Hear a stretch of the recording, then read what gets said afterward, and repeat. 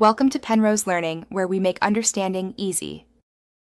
You start by powering the MacBook off and unplugging everything. This prevents shorts and accidental startups. Once done, flip it over and remove the pentalobe screws. Keep them organized.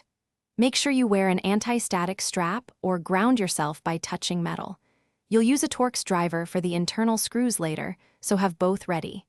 By opening the case now, you expose the SSD area. Proceed deliberately so small screws don't get lost and connectors stay intact.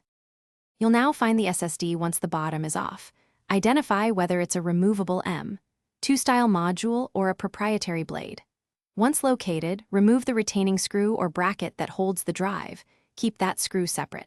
Make sure to pull the connector straight out. Don't twist or lever sideways because the socket is fragile.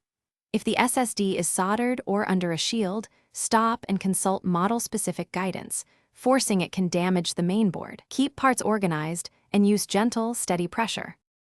You finish by reversing the steps. Reseat any cables, replace the SSD with secure screws, and loosely reattach the back cover to test before final tightening. Once reassembled, power on and check that the Mac detects the drive. If it doesn't, shut down and reseat the SSD and connectors. Make sure firmware or adapters match the drive.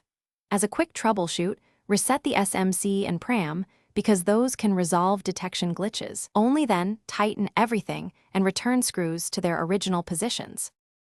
Thanks for watching. If this was helpful, leave a like and consider subscribing. See you next time.